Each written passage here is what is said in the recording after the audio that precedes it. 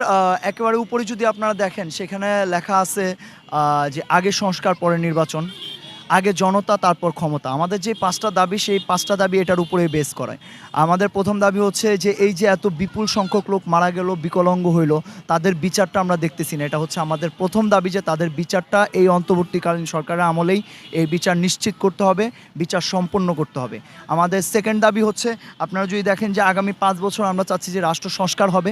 কারণ এই ভঙ্গুর রাষ্ট্র ব্যবস্থায় যেখানে একজন পুলিশ, একজন কি বলবো সরকারি কর্মকর্তাও আওয়ামী লীগের হয়ে যায়, বিএনপির হয়ে যায়, চাটুকারিতা অলরেডি শুরু করে দিছে।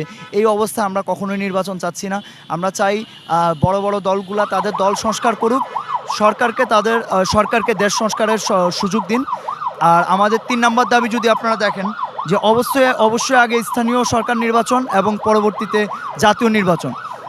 আমরা স্থানীয় সরকার নির্বাচন এই জন্য চাচ্ছি যাতে কিছু তরুণ লিডারশিপ আমাদের মাঝখান থেকে উঠে আসতে পারে এবং তারা যেন তাদের চিন্তাটা, তাদের দেশপ্রেম দিয়ে নতুন একটা বাংলাদেশ উপহার দিতে পারে।